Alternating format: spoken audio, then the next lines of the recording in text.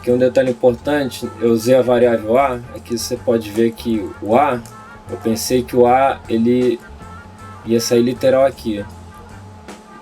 Mas por quê? Porque o A já estava definido na memória, né? Era 1/3. Então isso é um erro comum, que acabei de cometer aqui no tutorial. O que aconteceu? O A está definido na memória porque ele está em preto. Se ele não tivesse definido, tipo... o A ele não está na memória. Então ele resolveu literal e botou aqui em cima. Aqui só para não confundir o E, a letra E, com o E do exponencial aqui. Matemática tem muito desses códigos de cores, também usado em muitas ferramentas de programação. Aqui ele faz uma diferença de uma variável não declarada, literal, com uma variável que também não é declarada, mas que vai ter alguma importância dentro da função, né? No caso aqui eu estou solucionando a equação em relação a x, então eu destaco o x e dá uma ênfase. Então você, quando percebe essa sutileza das cores, ele auxilia bastante na sua programação. Continuando o nosso tutorial, nós temos também um comando do plot. Então o plot ele entra com a função, depois entra com o alcance. Então, esse aqui é o grande lance de matemática, de plotar gráficos. Eu considero até que a matemática tem os gráficos mais bonitos que se possa gerar. Como é que é a função plot? Eu entro com a função e com o alcance. Eu quero plotar ao longo de x, indo de -2 a 2.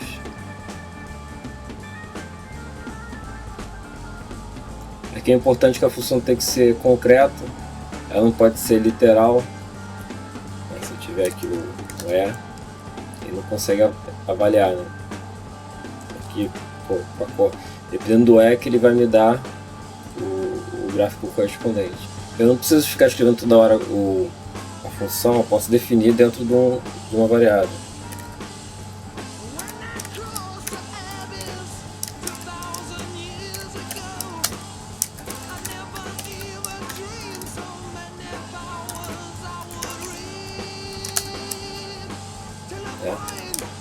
Aqui a variável dele me está armazenando uma equação que eu posso utilizar.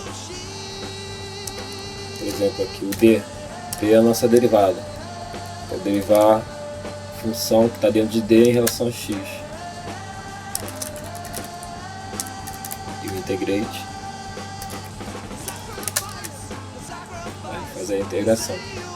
Como disse, matemática tem outros tipos de gráficos.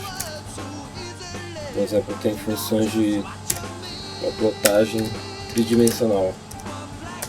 Então vamos inventar aqui então ele faz um gráfico tridimensional. Inclusive eu tenho todos os recursos para melhorar minha visualização. Rotacional. Eu posso fazer melhorar esse quadro, aumentar, né? Posso inclusive copiá-lo, né? Aproveitar, botar no texto no Word, em outros locais, no Photoshop, o que for.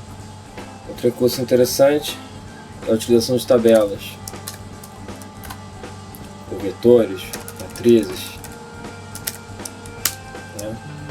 Por exemplo, minha variável A agora é um vetor com 6 elementos.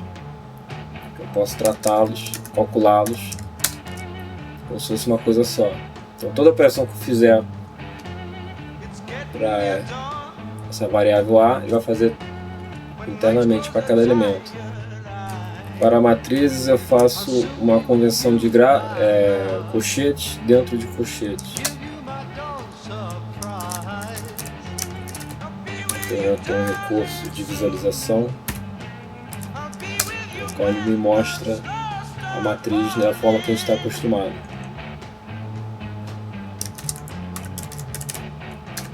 Eu posso fazer, por exemplo, a inversa da matriz, essa matriz ela é mal feita. Deixa eu dar uma mexida aqui só para ficar menorzinho. Essa inverteu. Então você percebe aqui que eu posso voltar um passo atrás e alterar algum comando. Porém, o que está à minha frente, assim, o que está logo abaixo, ele não altera automaticamente, mas eu posso ir dando Enter seguidamente que ele vai descendo em cascata.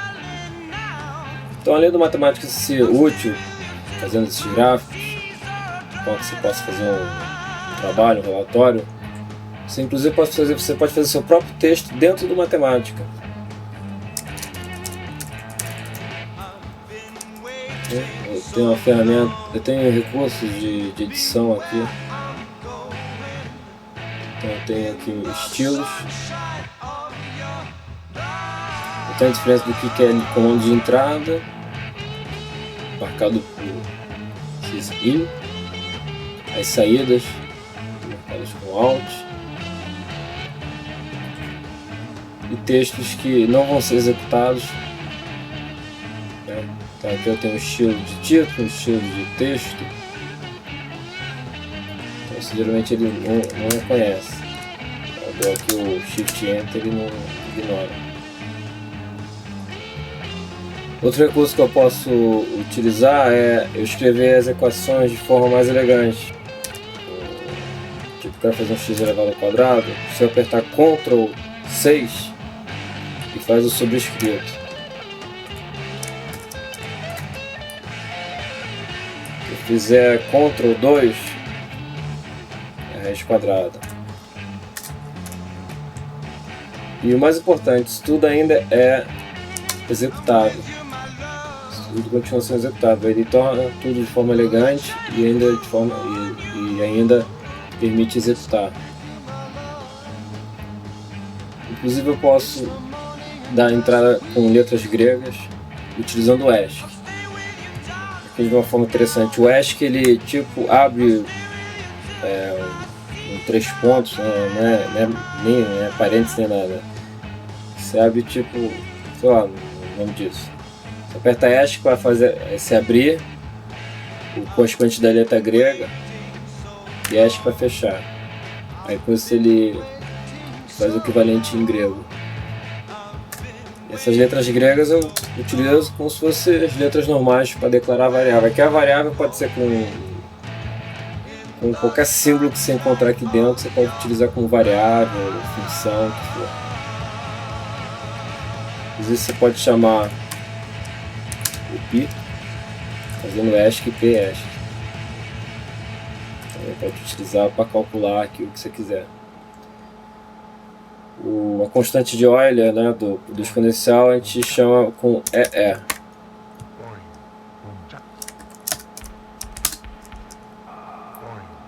E o número complexo, o número imaginário é II.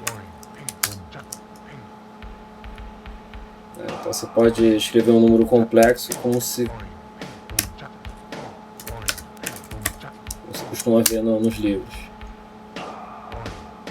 Na engenharia elétrica é muito comum utilizar o J, pode usar J, converte para I. Bom, de resto existe muita coisa dentro do help dele, muita coisa mesmo, muito exemplo. Uma coisa muito interessante é o projeto de demonstrações deles, que pode ser acessado, o link inclusive está no site. Então, basicamente o que eu tinha que mostrar é essa introdução. E obrigado por assistir esse tutorial. Qualquer dúvida pode ser enviada por e-mail. E até a próxima. Um abraço.